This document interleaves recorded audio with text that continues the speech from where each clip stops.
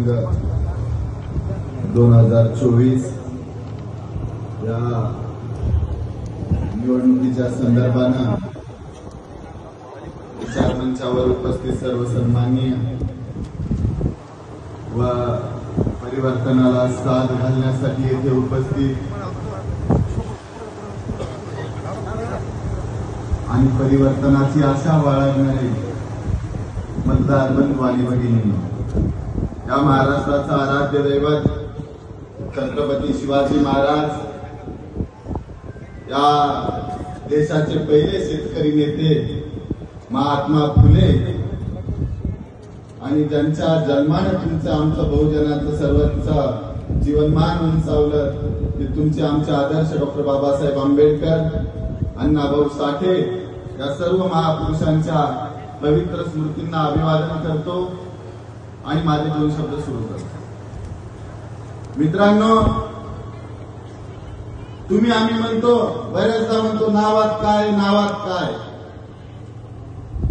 गणेश आमके विधानसभा 2024च्या प्रचाराचा शुभारंभ झाला. शेक्सपियर सारखा मोठा माणूस पण म्हणून गेला की नावात काय. आम्ही दादाला म्हणत होतो की पंकजाताईची सभा लावा, पंकजाताईची सभा लावा. 2009-2014 पासून या विधानसभेमध्ये परिवर्तन होईल या आशेने काम करणारी आमच्यासारखी कार्यकर्ती ताईच्या सभेची वाट पाहत होतो. आणि मित्रांनो, नावाची जादू बघा. रात्री साधारणतः 1 वाजता तुमच्या आमचा सोशल मीडियावर मेसेज पडला की ताईंचा सभा आहे म्हणून. तर खोटं बोलत नाही. दादा मतदारसंघामध्ये परिवर्तनाची लाट आणि ताईला मानणाऱ्या सर्व लोकांमध्ये आणि सर्व हितचिंतकांमध्ये एक प्रकारचं सळसळतं वातावरण तयार झालंय. मित्रांनो, या प्रसंगी मी एकच सांगतो की एकीकडे छत्रपती शिवाजी महाराज, महात्मा फुले, डॉक्टर बाबासाहेब आंबेडकर, तमाम बहुजनवादी महापुरुषाचं नाव घेऊन काम करणारी ढोंगी पुरोगामी लोक, आणि एकीकडे फुले शाहू आंबेडकरांचा विचार मनामनात रुजवण्यासाठी आणि जास्त बोलण्यावर भर न देता कामावर भर देणारी दादासारखी माणसं. मित्रांनो, ही लढाई शेवटच्या टप्प्यात आलेली आहे. उद्या परिवर्तन होणारच आहे. मित्रांनो, छत्रपती शिवाजी महाराजांना या महाराष्ट्रामध्ये विचार मांडत असताना सर्वप्रथम वतनदारी रद्द केली आणि बहुजन समाजातील 18 पगड जातीतील जे माणसं असतील त्यांच्या कार्यकर्तृत्वाला न्याय देण्याचं काम छत्रपती शिवाजी महाराजांनी केलं. आणि तोच आदर्श बाळगून घटनाकार डॉक्टर बाबासाहेब आंबेडकरांनी घटनेची संरचना केली.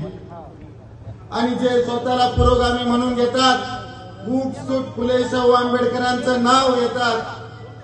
मित्रांनो, या मतदारसंघाची एक व्यवस्था त्यांनी करून ठेवली आहे. तुम्ही मतदारसंघातल्या कोणत्याही भागातले असा, तुम्ही गोदा पट्ट्यातले असा, कुठले असा, मला तुमच्या गावाशी काही घेणं देणं नाही. मी सांगतो तो पॅटर्न तुमच्या गावात आहे का नाही एवढंच सांगा.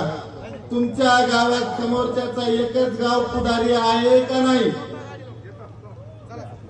तेच सांगेल ते खरं, आणि बाकीच्याचं काहीच खरं नाही असं धोरण आहे का नाही.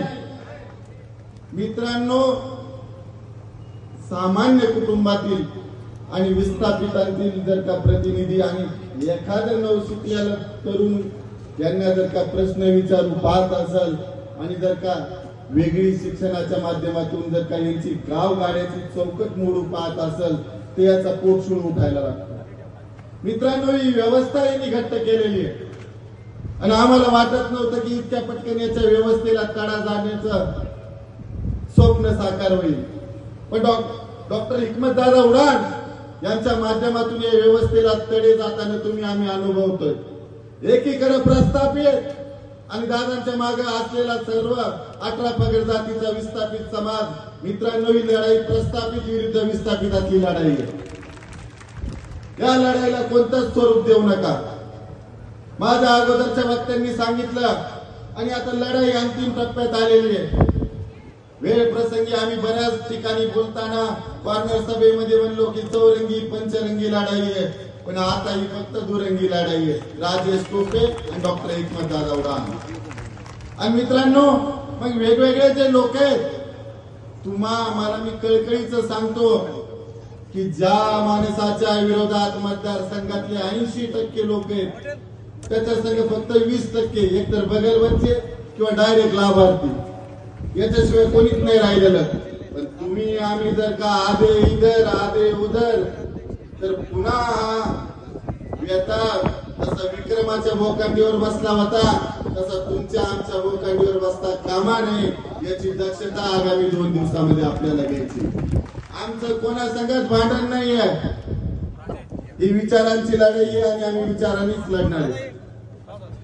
ज्यानं 18 पगड समाजाच्या दुःखाचं डपडं वाजवलं, त्याचं डपडं आगामी काळात तुम्ही फोडणारच का नाही? आणि त्याच्यामुळं तुमच्या आमच्या दुःखाचं गारानं मांडण्यासाठी आणि सगळं करण्यासाठी आपल्याला 20 तारीख चुकवायची नाही मित्रांनो. यापेक्षा जास्त मी काही बोलणार नाही. पण तुमची आमची भूमी ही समर्थांची भूमी आहे. समर्थ याच भूमीत आपला विचार मांडतात की मोठे ते पाप लोकांचे राजा तो जाणता नसे, नेनता राजा हे प्रजेच्या पापाचं फळ आहे. हा क्रांतिकारी विचार याच भूमीत ज्या संतांना मांडला ते संत रामदास महाराज. मित्रांनो, तुम्हाला सांगायचं झालं, हा जो राजा आहे गेली 25 वर्ष जाणता राजाचं पिल्लू म्हणून म्हणतो. जो आधुनिक जाणता राजा स्वतःला म्हणून घेतो, त्याचा पिल्लू किती नेनता राजा आहे की ज्याला माणूस दिसला. आमच्या लोकांना विचारा सगळ्या